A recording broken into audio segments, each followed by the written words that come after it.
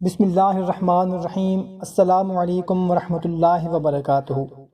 میرے محترم خواتین و حضرات، آج جو وظیفہ آپ کے ساتھ شیئر کرنے لگا ہوں، یہ وظیفہ صرف ایک دن کا ہے جو آپ نے جمعۃ المبارک کے دن کسی بھی وقت اور کسی بھی نماز کے بعد پڑھنا ہے، اور اگر ہو سکے تو جمعہ کی نماز کے بعد پڑھ لینا۔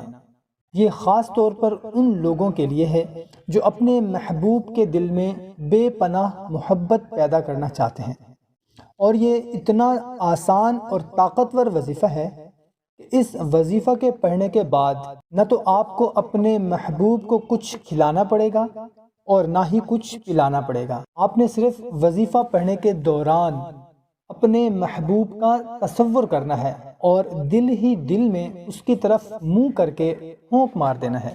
سامعین، اس وظیفہ کی اجازت بالکل عام ہے، آپ یہ وظیفہ پڑھ سکتے ہیں۔ آپ کو کسی سے بھی کسی قسم کی اجازت لینے کی ضرورت ہی نہیں ہے، بس اللہ کا نام لے کر آپ یہ وظیفہ پڑھنا شروع کریں، انشاءاللہ عز و جل آپ کو کامیابی ضرور ملے گی۔ اور صرف اتنا خیال کرنا ہے کہ جس جمعہ کو آپ نے یہ وظیفہ شروع کرنا ہے، آپ نے ہمیں بھی اس سے پہلے بتا دینا ہے تاکہ ہم آپ کی کامیابی کے لیے اس جمعہ کی اسپیشل دعا میں آپ کا نام شامل کر لیں تاکہ آپ کو جلد کامیابی ملے۔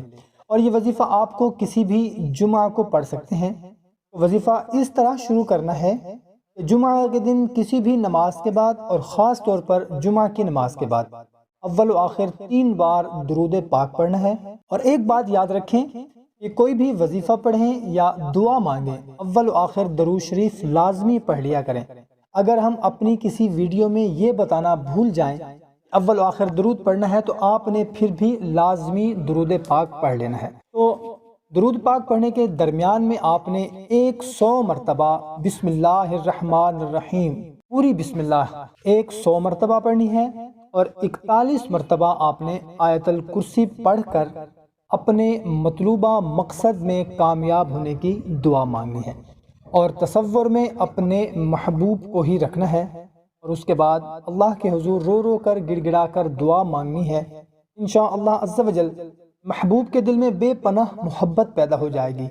اور اگر آپ اس ویڈیو کے متعلق یا کوئی اور سوال پوچھنا چاہتے ہیں یا کوئی وظیفہ پوچھنا چاہتے ہیں تو کمنٹ سیکشن میں لکھ دیں۔ انشاءاللہ تعالی ہماری کوشش ہوتی ہے کہ 2 گھنٹے سے پہلے آپ کو اس کا وظیفہ بتا دیا جائے اور آپ کے کومنٹ کا جواب دے دیا جائے۔ اور کوشش یہ بھی کیا کریں کہ جس وظیفہ کے بارے میں آپ سمجھتے ہیں کہ یہ وظیفہ میرے ساتھ ساتھ میرے فلاں دوست یا رشتہ دار کو بھی اس کی ضرورت ہے، تو کم از کم ان تک لازمی شیئر کیا کریں۔